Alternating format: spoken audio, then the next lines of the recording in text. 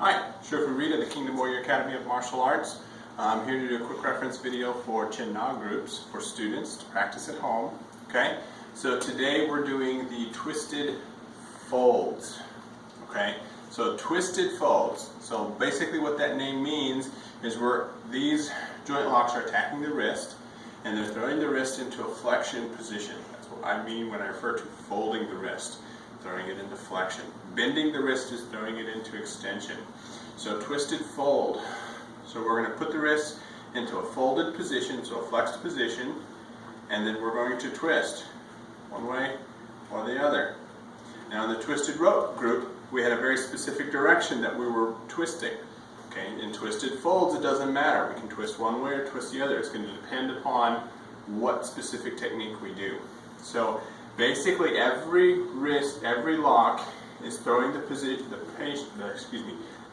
opponent into this position and then rotating them one way or the other. Most of them are going to go out, so this direction, applying force 45 degrees that way. There are a few that are going to go this way, and thus causing the opponent to go into this position. Okay. So, I'm going to demonstrate and walk you through each of these techniques. There's 5 of them in this set, and I'm going to have a student who's going to help me demonstrate. Okay? So the first technique that we're going to do today is called timed twisted fold. Okay? So, again, I have certain key phrases in my curriculum. Anytime we say a time to, it means it's going to be a same side grab most of the time. And it's going to be an outside circle. That's really what time 2 means. And you're responding with this motion.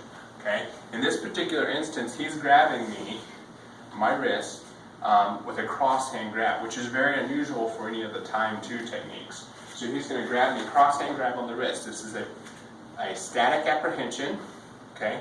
And again, reminder, that means that I don't have to catch his hand or his limb while it's in motion. He's grabbing me, and thus it's static. He's not moving. So what I'm going to do is I'm just going to come to here. Okay? Let's get a little bit closer. Okay? I'm going to just swing my arm out in a big circle, bringing it like I'm looking at a watch. Okay? As I do that, this hand is going to come up to guard. Boom. I'm just going to grab it along the base of the thumb. Okay? These 3 fingers dig in at the base of the thumb. So right around the metacarpal bone for the thumb. That's what I'm digging into. Okay?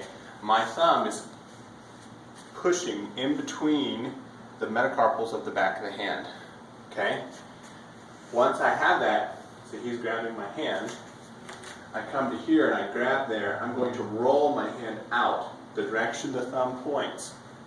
Okay? It's to get it out. And then I'm going to come over here and push. So I'm applying force that direction. So 45 degrees off of the line of his forearm. And I'm folding it into a flexion position and then creating a twisting rotation out at the same time using both hands. Cool. Okay? And you go quick and hard to snap the wrist, or you can go slower to control. Okay? When working with your partner, at the end of the practice session, he should be fine.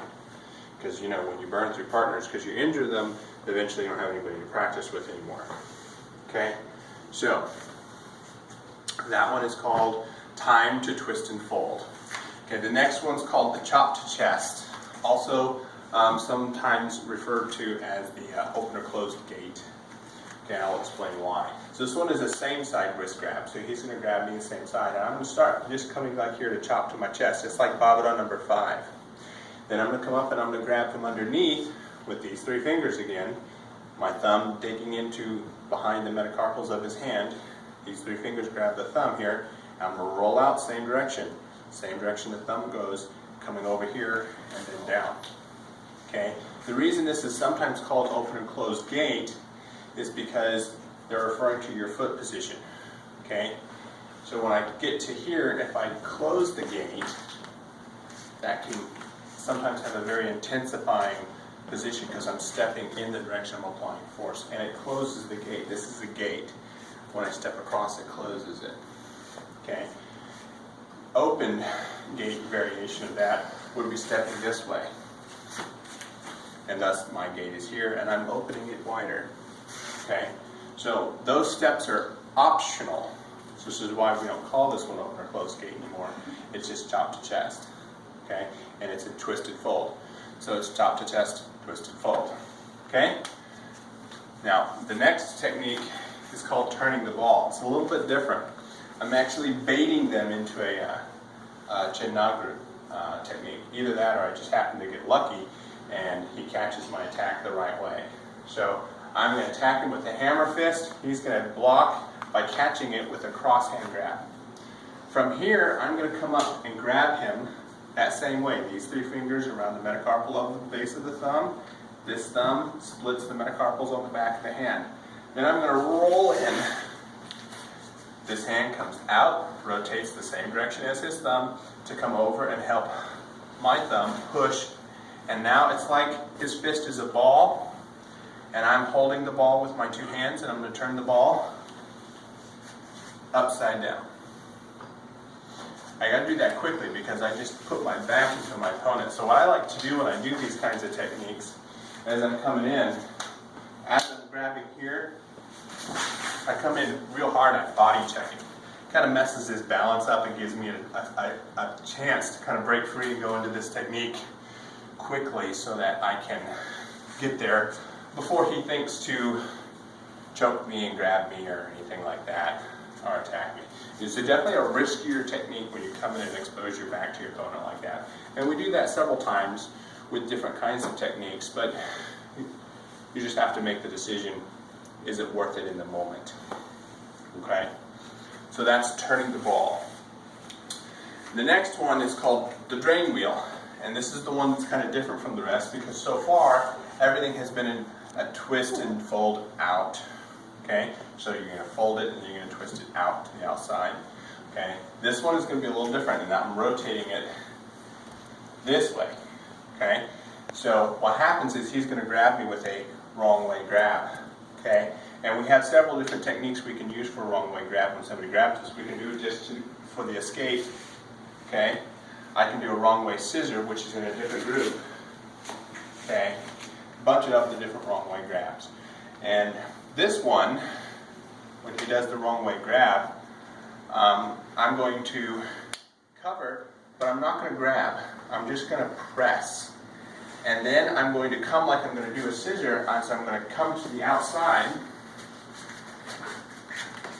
So now I'm to the outside like I'm going to scissor, only instead of scissoring, as I do it, I'm going to allow my hand to pivot around while I do this until I'm grabbing him with what I call a thumb-to-thumb grip. Okay, once I have that, I'm going to step back around to the outside and let this hand stay in contact with my opponent's hand at all times. It's just going to roll from here to here. Then I'm going to close in, fold him, and then twist until I get him where I want him to go. And you have to follow that chain of motion until you've locked it all the way out to his waist. If I go to here, I'm done, keep rotating. All of a sudden now he can attack me here and I'm in trouble. So when I do this technique, I have to fold him all the way down and come in until I have complete control. And that's just one way. I wouldn't recommend it. I'd probably actually come into here and lock him here. You know, so I've got my knee to the back of his shoulder blade so I can control him and hand up against the body. From here I can submit, but I can also control and keep him from trying to get up. So you have to lock that all the way down. You can't just lock it at the wrist. You have to lock it all the way down the chain of motion until you get down to the root of the motion, which is in the hips. Okay? And then the last technique is called the handcuff. So this is a dynamic apprehension. He's going to be punching or stabbing at me. So it's a single hand basically coming in like this. It could be for a grab, could be for a punch, could be for a stabbing motion with a knife. Doesn't matter. He's going to come in. I'm going to step to the side, getting out of the way, okay? And just kind of sliding across the top of his hand, locking in at his wrist. As that hand is doing that, the other hand's going to come in and mirror it, creating a cuff. Pull your hand out. Okay, locking in at his wrist. Okay, it's a scissoring motion, pushing in with both hands like so. Okay, once he pulls back to get his hand back, I follow in and take him to that out to here position. Okay, I don't want to rush this technique. What I kind of like to do is as he come to here, I'll follow and spin him around until his momentum stops going in the same direction and he starts to pull back. Then I go and take him down. It's more effective that way. Sometimes what I'll do is I'll give him just a kind of a quick jerk to get that reflexive pullback motion, and then I'll go into there. Okay. So that's called the handcuff.